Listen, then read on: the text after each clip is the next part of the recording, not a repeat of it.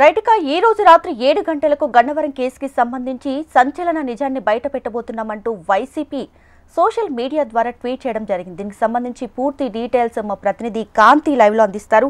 కాంతి, చెప్పండి, YCP tweet పై ఎటువంటి ఏం జరగబోతుంది ఈ రోజు రాత్రి 7 గంటలకు?